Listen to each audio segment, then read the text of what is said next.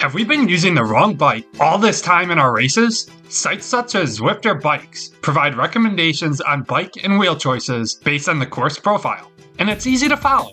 Simply click the course, input your level, and voila, bike selected in under 10 seconds. But it simply recommends based on the lowest total time, and often leads in aero bike selection.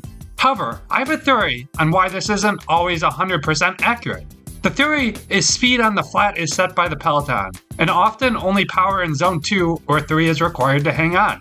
Therefore, the flat sections are irrelevant, while climbs often require you pushing at your limit, and every second saved equals a second gained on competitors. Let's take a look at some data and test this theory.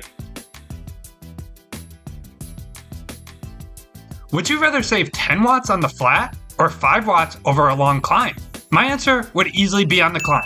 When was the last time you were dropped on a dead flat road? Unless you just catted up, probably a while ago. But most, if not all of us, have been dropped recently on a climb. My theory is that the time you save on the flat doesn't matter unless you're in an ITT. That is because the peloton is setting the pace, and often we can have a chat with our mates at this time. To me, choosing the optimal bike for flat sections doesn't matter. Why? Because even a 5% savings is relatively unnoticeable here. If I'm riding in zone 2 to stay in the bunch, I won't even notice a 5% watt saving. Sure, there are some times where zone 3 or 4 are required, but it's usually not sustained. But when was the last time you casually chatted while riding up any climb? If I can save 2 or 3 watts here, that makes a big difference. In a sport decided by fractions of a second, I believe any advantage when you're at your limit is priceless. But my theory is just based on my perceived effort. So let's see if my race history matches with this theory. Let me start by saying, I think Zwifterbikes is an awesome tool. But when you prepare for a race, it provides recommendations based on the fastest possible total course time.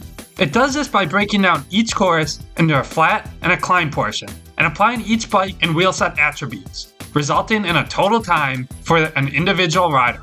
However, notice how 2 routes with the famed Alp to Zwift will provide different recommendations. The Accelerate to Elevate route with more flat will recommend more aero bikes, while the shorter Road to the Sky route will recommend climbing setups.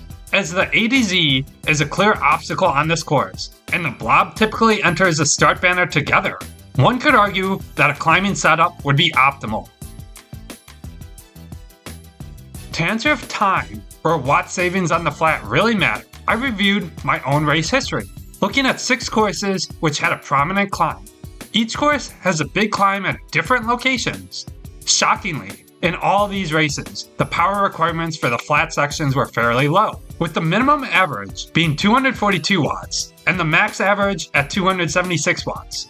Even at the max, it only represents my zone 3 pace. And interestingly, half of the races I averaged a zone 2 pace.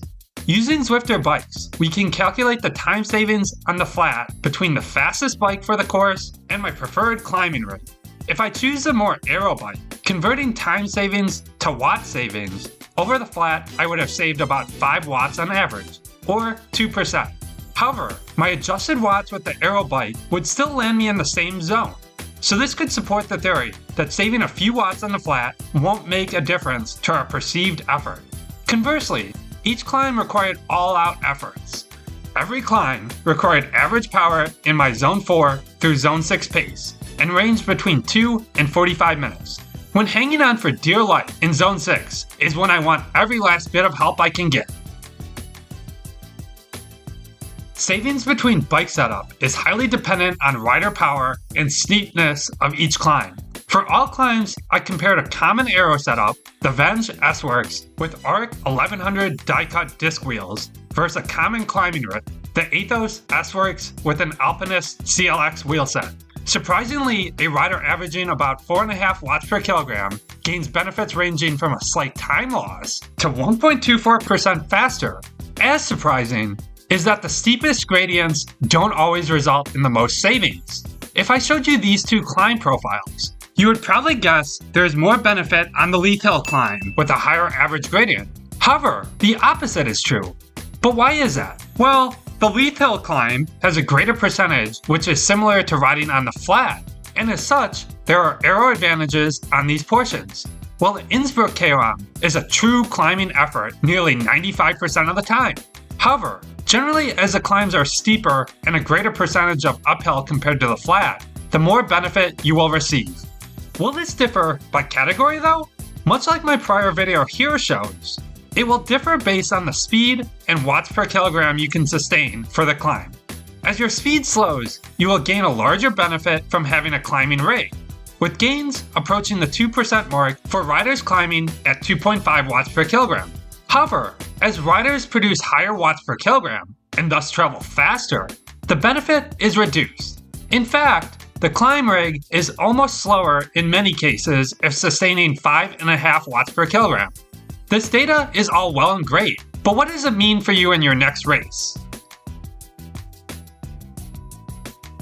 Although the raw time savings are not as big as I originally thought, there are some key takeaways. First, if a route ends with a KOM, especially one over 5 minutes and averaging greater than 5%, I would always choose a climbing rig.